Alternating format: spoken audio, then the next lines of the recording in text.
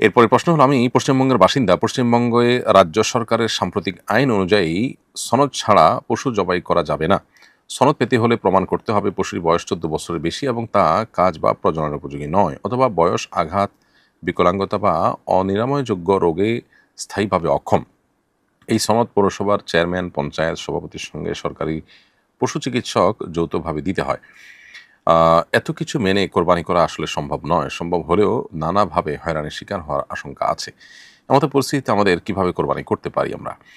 খুবই দুর্ভাগ্যজনক বাস্তবতা। যদি এমনটি সত্যিই বাস্তবায়ন হয়ে থাকে বা এরকম আইন যদি সেখানে চালু থাকে, তাহলে সেটা রীতিমতো মানুষের ধর্মীয় অধিকারের খর্ব করা ছাড়া আর কিছুই নয়। মুসলমানরা তাদের ধর্মীয় দায়িত্ব পালন করতে গিয়ে কোরবানি করবেন, সেখানে এই সমস্ত শর্ত দেওয়া সুস্পষ্টভাবে সেটিকে প্রতিবন্ধকতা সৃষ্টি করা শামিল।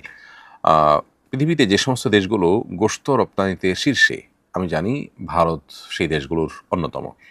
তারা গোশত রপ্তানি করার সময় কি বিকলাঙ্গ, অনিরাময়যোগ্য রোগে আ ভুগছে, ১৪ বছরের বেশি বয়স হয়ে গেছে, প্রজনন উপযোগী না, আ এই টাইপের ত্রুটিপূর্ণ পশুই কি তারা রপ্তানি করেন?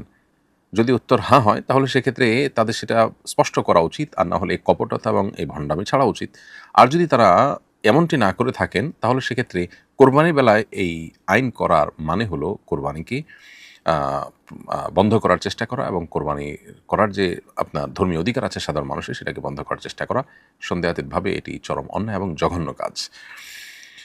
এর পাশাপাশি আমরা বলতে চাই যে সরকারি দৃষ্টিকোণ থেকে আপনাদের জন্য যদি এটা আ আপনার জুলুমের শিকার হওয়ার মতো পরিবেশ হয় এবং এত জটিলতা তৈরি করে, এত জটিলতা আপনার অতিক্রম করে কোরবানি করাটা কঠিন হয়, তাহলে সেক্ষেত্রে অন্য কোনো রাজ্যে বা পৃথিবীর অন্য কোনো জায়গায় আপনারা আপনাদের পক্ষ থেকে প্রতিনিধির মাধ্যমে বা টাকা পাঠিয়ে কোরবানি করবার ব্যবস্থা করবেন।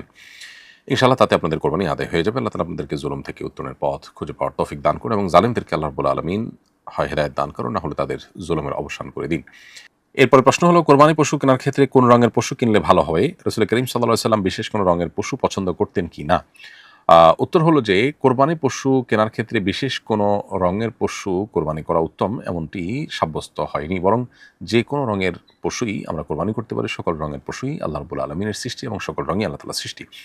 অতএব কোরবানির ক্ষেত্রে পশুর বিশেষ কোনো রং আলাদা করে চয়েস করার মধ্যে বিশেষ কোনো ফজিলত নাই। সন্দেহাতীতভাবে যে পশু দেখতে অনেক বেশি হৃষ্টপুষ্ট, যেটার দাম বেশি, যেটা আপনি আ দেখে পছন্দ করছেন, ভালো লাগছে, আপনি সামর্থ্য অনুযায়ী সেটা কোরবানি করার চেষ্টা করবেন।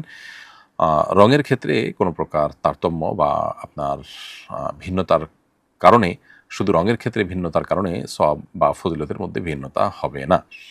আ এমনি সাধারণ কথা হলো, নবী করিম সাল্লাল্লাহু আলাইহি ওয়াসাল্লাম সাদা রং পছন্দ করতেন। এটা পশুর বেলায় কোনো কথা নয়। জেনারেলি তিনি সাদা রঙের মধ্যে সাদাটা তার পছন্দ ছিল। এবং ইমাম নবী রাহিমাহুল্লাহ বলেছেন, সাদার পরে হলুদ, তারপরে আপনার মাটি জাতীয়, এরপরে ধারাবাহিকভাবে বিভিন্ন রঙকে আপনার পছন্দ নিয়ে বলা হয়েছে। এটা জেনারেল কথা। পশু বা অন্য কোনো ক্ষেত্রে এই রঙের ভিত্তিতে সওয়াবের কোনো কমতি বা বেশি হওয়ার কোনো সুযোগ বা কোনো কারণ নেই। কোরবানি পশুর মধ্যে কোন দোষ থাকলে তা কোরবানির জন্য অযোগ্য বলে গণ্য হয়? কোরবানির পশুর মধ্যে যেই দোষের কারণে সেই কোরবানির পশু দিয়ে কোরবানি বিশুদ্ধ হয় না, জবাই করে খাওয়াটা বিশুদ্ধ হয় বা জায়েজ হয়, সেই দোষগুলো হলো বড় কোনো দোষ। মেজর কোনো দোষ যদি হয়, তাহলে সেক্ষেত্রে তার ফলে সেটা দিয়ে কোরবানি দেওয়া যায় না। যেমন কোরবানির পশু এত রুগ্ন, এত অসুস্থ বা এত দুর্বল যে সে তার ঘাস খাওয়ার জায়গা থেকে তাকে কোরবানির করার জায়গা পর্যন্ত কয়েক হাত দূরে তাকে হাঁটিয়ে নিয়ে যাওয়া যায় না। এত অসুস্থ যদি হয়, তাহলে সেটা কোরবানি করার জন্য যথেষ্ট নয়। আ তারপরে পাও, দেখা গেল যে একটা পাওই নাই, একটা কানই নাই, একটা চোখই নাই বা চোখে দেখেই না কোনো কিছু।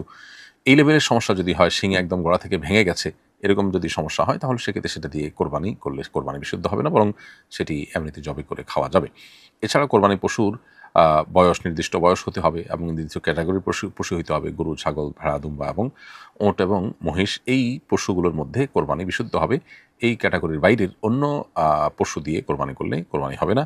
আর গরু হলে তার বয়স ২ বছর এবং ছাগল হলে কমপক্ষে ১ বছর। এভাবে যে পশুর জন্য যে বয়স নির্ধারণ করা আছে, সেই বয়স হতে হবে। তা না হলে কোরবানি সেটা দিয়ে বিশুদ্ধ হবে না। এর বাইরেও দোষমুক্ত, অর্থাৎ বড় কোনো দোষমুক্ত হতে পারে। সামান্য একটু দোষ, কোথাও একটু আঘাতপ্রাপ্ত হয়েছে, কোথাও একটু ঘা-পাচড়া হয়েছে বা সামান্য একটু পাও খোঁড়াচ্ছে, এটার কারণে কোরবানি বিশুদ্ধ হবে না, এমন নয়। আমাদের ঈদগাহ মাঠে পাড়ার ছেলেরা নিয়মিত খেলাধুলা করে। গ্রামের কেউ গরু ছাগলও চড়ায়। এভাবে ঈদগাহের মাঠকে ব্যবহার করা যাবে কিনা? এতে কি নামাজের জায়গার সঙ্গে বেয়াদবি করা হয় কিনা? ঈদগাহে বছরে ২টি ঈদের নামাজ ছাড়া অন্য কোনো কাজ যেহেতু হয় না, অতএব এটাকে দিনী কাজে, যেমন এখানে ওয়াজ মাহফিল করা, দিনী আয়োজন করা, এগুলো করা যেতে পারে। আর এই জায়গাটা যদি ওয়াকফ হয়ে থাকে তাহলে সেক্ষেত্রে ওয়াকফের জায়গায় দিনী অন্য যত রকমের আয়োজন আছে সেগুলো করাতে কোনো অসুবিধা নেই। এর বাইরে সেখানে যদি বাচ্চারা খেলাধুলা করে তাহলে সেক্ষেত্রে মৌলিকভাবে সেটা কোনো অসুবিধার বিষয় নয়। নবী করিম সাল্লাল্লাহু আলাইহি ওয়াসাল্লাম মসজিদে নববীর পাশে আঙিনাতে বাইরের খোলা জায়গাতে আপনার ইথিওপিয়ানরা এবং বিভিন্ন সাহাবীরা খেলাধুলা করেছেন মর্মে হাদিসে সাব্যস্ত রয়েছে। আপনার ঈদগাহ মাঠে যদি বাচ্চারা খেলাধুলা করে সেটা মাঠের শানের খেলা বা বেয়াদবি হবে বলে আমরা মনে করি না।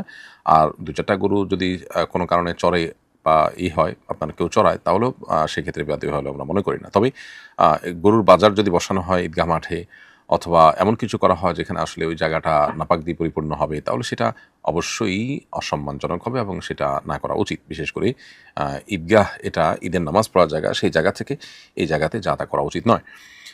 অনেক জায়গায় দেখা যায় ঈদগাহে কনসার্ট বা এই জাতীয় প্রোগ্রামের আয়োজন করা হয় যা শরিয়া অনুমোদন করে না।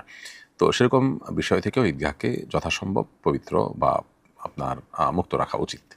অনেক দাওয়ামূলক ছবি ভিডিওতে নারীদের ছবি ব্যবহার করতে দেখা যায়, সেখানে নারীদের ছবি কেবল ব্লার করা হয়। এভাবে ব্লার করলেই কি ভিডিওতে নারীদের ছবি ব্যবহার করা যাবে? উত্তর হলো যে ব্লার করা ছবি ব্যবহার করা যেতে পারে, কিন্তু আপনার ছবি নিয়ে তারপরে সেটাকে ব্লার করতে গিয়ে যদি নারীর ছবি প্রদর্শন করা বা চোখ দিয়ে দেখা হয় তাহলে সেক্ষেত্রে চোখের জেনা বা গুনাহ হবে অবশ্যই। দাওয়াতি কাজে এই ধরনের ছবিকে ব্লার করতে গিয়ে নারীর ছবি দেখা বা সেটা নিয়ে কাজ করতে গিয়ে নিজের নজরের গুনাহ করা কোনো অবস্থাতে জায়েজ হবে না। এটা দাওয়াতি কাজ করতে গিয়ে নিজে আপনার দ্বীনি কাজের এবং সেরাই আপনার বিধানের খেলাফ কাজ করা শামিল হবে। এজন্য ব্লার করা ছবি ব্যবহার করা যেতে পারে। আর যদি ছবিকে ব্লার করতে হয় তাহলে নিজের নজরকে সেভাবে হেফাজত করে যদি ব্লার করতে পারে সেটা জায়েজ হতে পারে শর্ত সাপেক্ষে। অনেকে নামাজের সালাম ফেরানোর পর মাথায় হাত রেখে কি যেন দোয়া পড়ে থাকেন। সেই দোয়া জানতে চাই এবং এর ফজিলত জানতে চাই।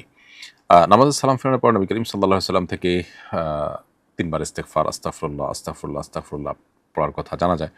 কোন riwayate আল্লাহু আকবার একবার ৩ বার ইস্তেগফার পড়ার কথা জানা যায়। আর আল্লাহুম্মা আনতাস সালাম ওয়া মিনকাস সালাম তাবারাকতা ইয়া যাল জালালি ওয়াল ইকরাম, এই দোয়া নবী করিম সাল্লাল্লাহু আলাইহি ওয়াসাল্লাম থেকে সাব্যস্ত হয়েছে নামাজের পর।